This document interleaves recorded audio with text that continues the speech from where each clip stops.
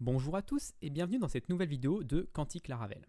Donc dans cette vidéo, on va s'attaquer au vif du sujet avec un vrai refactor en utilisant un concept qui s'appelle les collections. Alors les collections, qu'est-ce que c'est pour ceux qui ne connaissent pas? Ce sont des objets qui se comportent exactement comme des tableaux. Donc on peut faire des boucles dessus, on peut for each dessus, on peut les compter, etc. Mais l'avantage d'avoir des objets à la place de simples tableaux PHP, c'est qu'on peut avoir des méthodes supplémentaires sur ces objets. Donc Laravel fournit une bibliothèque de collections avec un certain nombre de méthodes qui correspondent à la majorité des cas d'usage.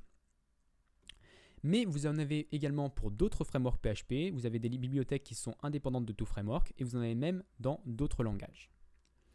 Donc là, on va prendre un cas d'usage concret qui est le trait Check for Internet. Donc c'est un trait que j'associe au modèle de mes clients dans Quantique et qui permet de vérifier si la personne a le droit ou pas d'accéder à Internet. Donc c'est quelque chose que j'ai codé il y a assez longtemps et qui n'utilise pas forcément les collections. Et donc du coup, je vais voir avec vous si on peut refactor ce code pour rajouter des collections à l'intérieur et si le code obtenu ainsi est plus propre ou pas que le code précédent. Donc là, on va prendre tout de suite la première fonction, la principale, qui est can access internet. Donc cette fonction-là, on lui passe une date et elle nous retourne vrai si la personne peut accéder à Internet à cette date et faux si la personne ne peut pas accéder à Internet. Donc la première chose qu'on fait, c'est on vérifie si le compte est bloqué. Si le compte est bloqué, on return false dans tous les cas. Donc ça ne peut pas trop changer, c'est très bien.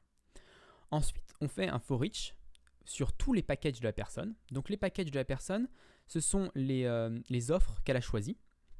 Et ensuite, on vérifie que, si le package est payé, qu'il contient la date, donc qu'il est dans le bon intervalle de temps, et qu'il correspond à un package internet, parce qu'il y a aussi des packages de télévision par exemple, et ben on return true immédiatement, parce qu'il y en a un qui correspond, donc on return true, c'est bon, il a accès à internet. Par contre, si on a fait toutes les boucles et qu'on n'a rencontré aucun package qui satisfaisait ces trois conditions, et ben dans ce cas-là, on arrive à la ligne 27 et on return false. Donc déjà, quand on voit un for each, un if, c'est pas très expressif, c'est des termes assez techniques et ça exprime pas vraiment ce que l'on veut faire réellement dans l'algorithme. Qu'est-ce qu'on veut faire dans l'algorithme? On veut trouver si un package dans la liste getPackage satisfait ces trois conditions-là. Ou alors, on peut le dire inversement, on peut dire est-ce que la liste des packages contient un package qui satisfait ces trois conditions-là? Alors j'aime bien le terme contenir parce qu'il s'avère que la librairie, la bibliothèque de collection de Laravel nous fournit une fonction qui s'appelle contains. Donc cette fonction, on a une collection ici qui contient par exemple desk et un prix de 100 et on peut lui demander si la collection contains desk et ça nous renvoie vrai. On peut lui demander également si la collection contient New York et ça nous renvoie faux. On peut également être plus précis avec une fonction anonyme. Donc dans ce cas-là, on a une fonction anonyme et on veut voir si la collection 1, 2, 3, 4, 5 contient une valeur supérieure à 5. Donc là, ça nous permet de faire des vérifications un peu plus spécifiques. Donc on va utiliser cette technique-là. Je vais commencer tout de suite avec les packages de la personne. Donc je vais faire this packages. Et je vais appeler la fonction contains avec une fonction anonyme. La fonction contains va prendre en paramètre, la fonction anonyme va prendre en paramètre un des packages. Et le package, il nous intéresse seulement si, alors premièrement, il est payé. Deuxièmement, il est actuellement bon, donc concernant la date. Et enfin, on veut que ce soit un package internet. Donc je vais devoir mettre le use date ici pour que PHP soit content. Et enfin, la fonction contains, elle va nous retourner vrai si un des packages correspond à ces conditions-là et faux sinon. Donc on peut juste return le résultat de cette fonction-là. Donc là, on a un code pour moi qui est beaucoup plus expressif. Alors on n'a pas gagné beaucoup de lignes, il y avait 7 lignes-là, on en a maintenant 5. Donc on ne gagne pas beaucoup de lignes, c'est pas ça qui est important. Par contre, on exprime vraiment ce qu'on veut faire. Est-ce que la liste package contient un package qui satisfait ces trois conditions-là? Et pour moi, c'est vraiment beaucoup plus lisible, donc il y a moins de chances d'avoir des bugs, il y a moins de chances d'avoir des erreurs. Et si on retourne ici pour rajouter une fonctionnalité, on rentrera dans le code sans doute plus facilement. Donc je peux supprimer ce code ici, qui ne me sert plus, et passer à la fonction suivante. La fonction suivante, c'est est-ce que l'on pourra accéder à Internet plus tard? Alors cette fonction-là, elle est un peu différente, on voit qu'il n'y a pas de return true, elle est un peu similaire dans le sens où il y a un for each et un if, mais dans le if, il n'y a pas un return true. Pourquoi? Parce que dans cette fonction, elle ne returne pas vrai ou faux, elle retourne soit une date, soit nul. Donc si c'est nul, ça veut dire que la personne ne pourra pas avoir accès à Internet dans le futur. Et si c'est une date, c'est la date à laquelle il pourra accéder à Internet. Donc c'est pratique pour l'interface pour pouvoir afficher la date à laquelle la personne aura accès à Internet. Donc généralement, quand on a un départ comme ça d'une fonction où on crée une variable et qu'on l'initialise à un tableau vide pour ensuite pouvoir la modifier, c'est comme un peu le for each et le if, c'est quelque chose de très technique. On ne veut pas, le business, votre product owner, la personne qui vous donne des ordres, ne vous dira pas « je veux que vous créiez un tableau et que vous le remplissiez au fur et à mesure ». Ce n'est pas l'objectif du métier. Et donc, il y a sans doute moyen de réexprimer le code d'une autre manière. Alors, il y aura toujours un tableau avec initialisé à vide et qui s'incrémente au fur et à mesure, mais ça sera caché dans une bibliothèque externe et du coup, dans notre code à nous, ça restera clair, expressif et ce sera beaucoup plus simple. Donc là, dans ce cas-là, en fait, on a un tableau vide et on le remplit de valeurs qui correspondent à ces trois conditions-là. Donc, ce qu'on veut faire, en fait, c'est filtrer les packages de la personne pour si elles sont payées, futures et Internet. Et donc, filtrer, c'est pas mal aussi comme terme parce qu'il s'avère qu'il y a une fonction qui s'appelle filter. Et cette fonction filter, on lui passe également une fonction anonyme. Et dans cette fonction anonyme, on va décider quelle est la règle, qu'est-ce qui fait qu'on filtre ou pas. Donc oui, true, ça reste dans la collection. False, ça sort. Donc là, par exemple, 1, 2, 3, 4, on filtre toutes les valeurs supérieures à 2 et on se retrouve du coup avec 3 et 4. Donc je vais reprendre moi tout de suite mon code et je vais faire this packages et je vais filtrer. Alors en paramètre, je reçois toujours un des packages. Et quand est-ce que je garde un des packages ?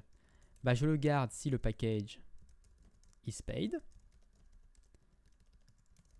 si il est futur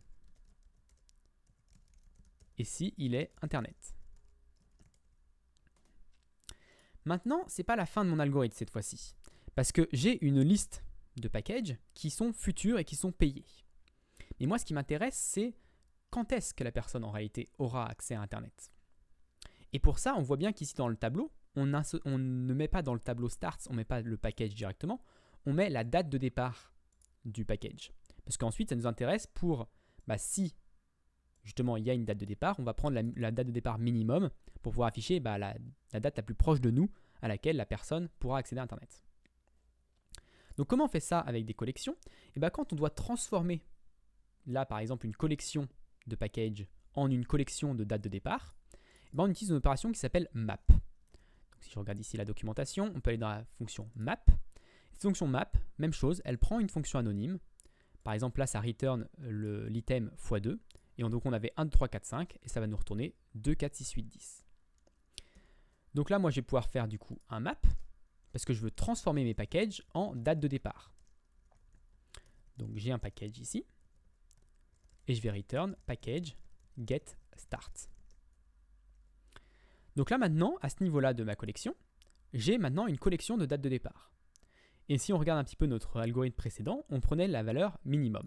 Et bien ça c'est très simple avec la collection Laravel parce qu'il y a une fonction min qui ne prend pas de paramètres, qui est toute simple et qui renvoie la valeur minimum d'une collection.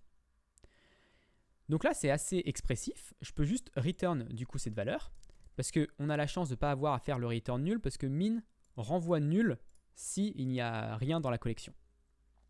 Donc du coup, on a juste à return et tout est bon. On peut même améliorer ça parce qu'en fait, PHP ne nous facilite pas la vie avec les fonctions anonymes. Les fonctions anonymes en PHP sont très lourdes à écrire. Il y a le mot-clé function qui est long, il faut faire les accolades, on doit faire le return, on a le point-virgule. Donc c'est vraiment beaucoup de bruit autour de ce qu'on veut réellement faire. Et du coup, Laravel est venu avec une solution assez élégante. Au lieu d'appeler la fonction map, on peut appeler l'attribut map. Et donc l'attribut map se comporte comme un élément de la collection. Alors je vais vous montrer tout de suite. Sur cet attribut map, je peux faire la flèche et appeler une fonction qui serait présente éventuellement sur un élément dans la collection. Donc là, je peux faire map getStart et ça va appeler getStart sur chacun des éléments de la collection et me renvoyer du coup la nouvelle collection. Donc ça permet de simplifier les choses en enlevant des fonctions anonymes de PHP. L'écriture peut être un petit peu spécifique. Quand on arrive pour la première fois dessus, on se dit oula, qu'est-ce que ça fait? C'est un map, mais bon après on fait un getStart, donc je ne comprends pas trop, on fait un getStart sur la collection. Non, c'est bien un getStart sur les packages dans la collection. Mais c'est vrai que voilà, une fois qu'on est habitué à cette syntaxe, et bah, c'est vachement plus lisible, c'est vachement plus clair, et le code est quand même beaucoup moins de bruit dans le code. Donc là voilà, maintenant cet algorithme-là pour moi fonctionne, hein, si je n'ai pas fait d'erreur, et on peut du coup supprimer l'ancien algorithme. On a encore 2 fonctions à faire, mais ça va être très rapide parce que c'est des fonctions qui ressemblent beaucoup aux fonctions précédentes. On a une fonction qui permet de vérifier si la personne peut accéder à Internet après un paiement. Donc si elle paye maintenant, est-ce qu'elle pourra accéder à Internet? Et cette fonction, c'est le for each if return true et sinon return false. Donc c'est exactement la même chose que ce qu'on avait dans Can Access Internet au début. Donc je peux juste copier-coller mon algorithme ici et modifier juste les conditions qui vont satisfaire le contains. Donc là, on a n'est pas payé. Donc on peut juste mettre un point d'exclamation devant. Pour la date, on a is current et is future, parce que les deux nous intéressent. Par contre, on n'a pas de use date, cette fois-ci, ce n'est pas configurable. Et enfin, on a le is internet. Et donc maintenant, si je n'ai pas fait d'erreur, normalement, cette fonction-là, ce bloc-là, fonctionne de la même manière que ce bloc-là. Donc je peux le supprimer. Et enfin, la dernière fonction, c'est est-ce qu'il a pu accéder à Internet dans le passé. Et donc cette fonction-là, elle return carbone ou nul, comme la fonction est-ce qu'il pourra accéder dans le futur. Et donc du coup, on va pouvoir reprendre notre code ici et également faire quelques petites modifications pour le faire fonctionner avec ce nouvel algorithme.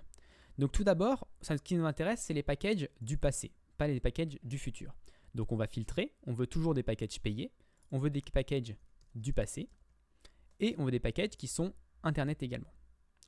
Ensuite, vu que c'est des packages du passé, ce qui nous intéresse, ce n'est pas trop les dates de départ, c'est les dates de fin. Parce qu'on veut savoir quand est-ce que le package est terminé pour pouvoir lui afficher le package est terminé à telle date. Donc à la place de faire un map getStart, je vais faire un map getEnd. Et enfin, vu que toujours c'est dans le passé, donc c'est l'inverse, on veut toujours la date la plus proche de nous, pas lui dire vous avez pu accéder à Internet il y a 3 ans, alors que ça fait un mois qu'il n'a plus Internet.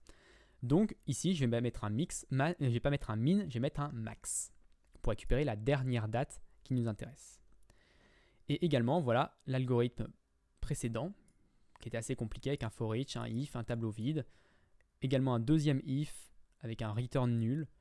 On peut tout supprimer ici et le remplacer par cette collection qui va nous permettre de simplifier le code.